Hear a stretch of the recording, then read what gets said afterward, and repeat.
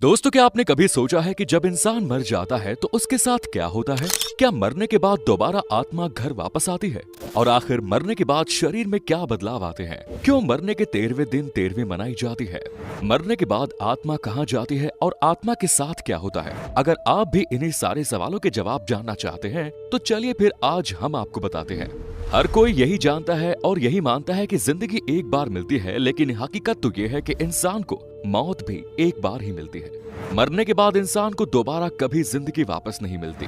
इसीलिए मौत का नाम सुनते ही लोगों के रोंगटे खड़े हो जाते हैं, क्योंकि एक मौत ही ऐसी चीज है जो इंसान के सारे रिश्ते एक ही पल में तोड़ देती है। जब इंसान मरता है तो वो मरने से पहले अपने बचपन से लेकर अब तक की पूरी जिंदगी देख लेता है, वो भी सिर्फ 7 मिनट के अंदर। ये 7 मिनट उसके लिए एक फिल्म की तरह होते हैं, जिसमें वो अपने जीवन से जुड़ी हर उस याद को देखता है जिसमें वो जिया है, और तब जाकर उसे मौत आती है।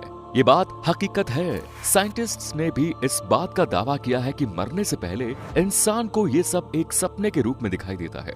ये देख इंसान को ऐसा लगता है जैसे वो अपनी पिछली जिंदगी में वापस पहुंच गया है। ये सब सोचने के बाद उसका दिमाग एकदम बंद हो जाता है, जिसके बाद दिमाग में कोई हलचल, कुछ सोचने समझने की शक्ति नहीं रहती, और फिर इंसान की मौत हो जाती है। आपने देखा होगा कि मरने के बाद इंसान के पैर एकदम बर्फ जैसे ठंडे हो जाते हैं। धीरे धीरे उसका शरीर भी निढाल हो जाता है। ऐसा क्यों? तो इसके बारे में जानने से पहले अगर आपने अभी तक वीडियो को लाइक नहीं किया और चैनल को सब्सक्राइब नहीं किया तो जल्दी से कर दीजिए। दोस्तों, ऐसा इसलिए होता है क्योंकि मौत के कुछ वक्त पहले ही इंसान के शरीर में हरकत होना शुरू हो जाती है। इंसान को एहसास हो जाता है कि अब उसका जीवन यहीं खत्म होने वाला है, और इसीलिए उसका धरती से कनेक्शन यानी अर्थ सोल चक्र कनेक्शन टूट जाता है, और उसका धरती से कोई भी कनेक्शन नहीं रहता। इसी वजह से मरने के बाद इंसान के पैर ठंडे पड़ जाते हैं, और यही वजह है कि मरने के बाद आत्माएं जमीन पर ना रहकर हवा में उड़ने लगती है। जब इंसान मरता है तो उसकी आत्मा पैरों से बाहर निकलना शुरू हो जाती है, और आखिर में मुंह से होते हुई शरीर से बाहर निकल जाती है। ऐसा कहा जाता है जिसके कर्म जैसे होते हैं वैसे ही उसकी आत्मा निकलती है। यानी अगर कोई इंसान अच्छा है तो उसकी आत्मा बड़ी ही आसानी से बिना तकलीफ के शरीर को छोड़ देती है। वहीं अगर कोई बुरा इंसान है तो लोगों के साथ बुरा करता है तो उसकी आत्मा बड़ी ही तकलीफों का सामना करके निकलती है, और उसके शरीर को भी बड़ी मुश्किलात का सामना करना पड़ता है। इसीलिए आपने देखा होगा कि बहुत से लोग मरने से पहले बहुत ज्यादा बेचैन और परेशान हो जाते हैं। उनके चेहरे का रंग भी एकदम पीला सा पड़ जाता है। ये सब आत्मा के निकलने की वजह से होता है। आत्मा इतनी आसानी से शरीर को छोड़ने के लिए तैयार नहीं होती, क्योंकि इतने समय से आत्मा का शरीर के साथ एक गहरा रिश्ता बन जाता है। आत्मा को भी उसी शरीर की आदत पड़ जाती है।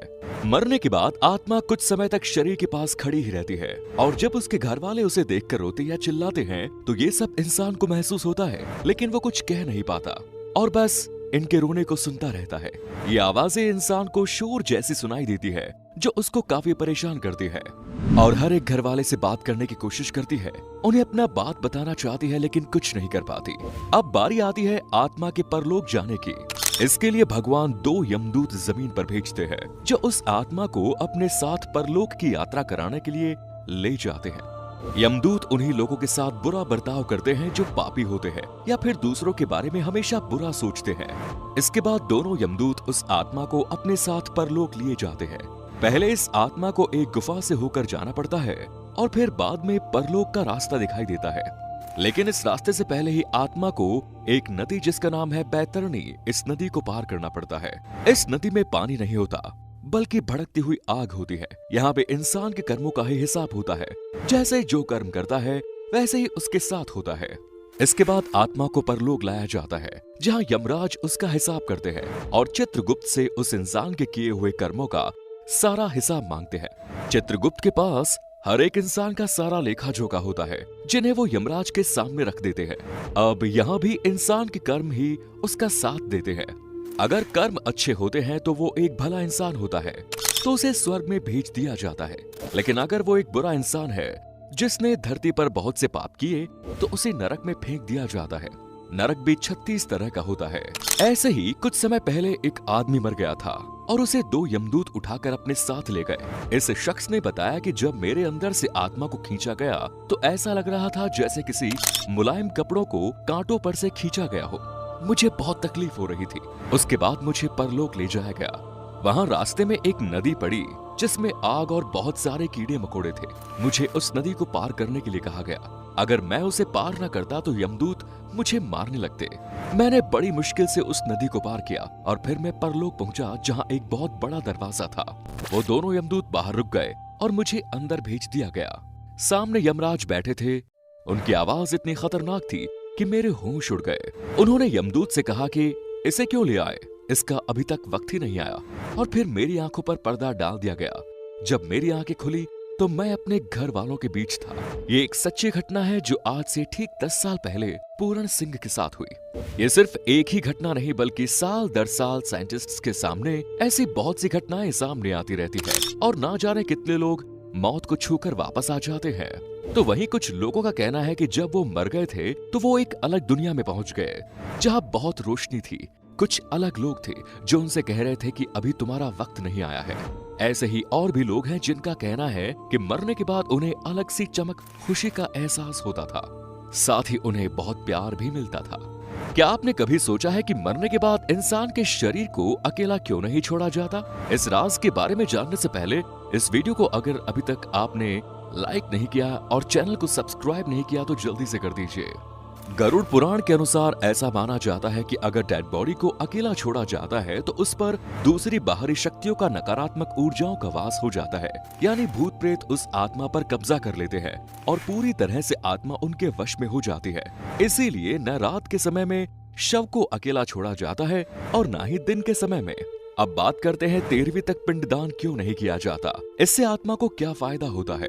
ऐसा कहा जाता है कि जब यमदूत आत्मा को दोबारा उसके घर वालों के पास छोड़ते जाते हैं तो आत्मा बहुत ज्यादा कमजोर हो जाती है, क्योंकि वो बहुत कुछ झेल कर आई होती है और उसके अंदर इतना दम और ताकत नहीं रहता कि वो दोबारा परलोक जा सके। इसीलिए गरुड़ पुराण के अनुसार 10 दिन तक जो आत्मा के लिए पिंड दान करता है उससे अलग अलग शरीर के पार्ट्स की रचना होती है और ऐसे ही 13 दिन तक पिंड दान करने से उसकी आत्मा यमलोक जाने के लिए योग्य हो जाती है। अपने घर वालों के बीच ही मौजूद रहती है, क्योंकि उसके पास वहां जाने की ताकत नहीं होती। और ऐसे ही आत्मा मृत्युलोक से यमलोक के लिए जब जाती है तो उसे 1 साल का समय लगता है और इतने लंबे सफर के लिए 13 दिनों तक जो भी पिंडदान या क्रियाक्रम किए जाते हैं वो इसके भोजन जैसा होता है, जिसके दम पर ये यमलोक का रास्ता पार कर सकती है। इसीलिए पिंडदान करना बहुत जरूरी होता है। अब आप सोच रहे होंगे कि ये बातें हमें कैसे पता?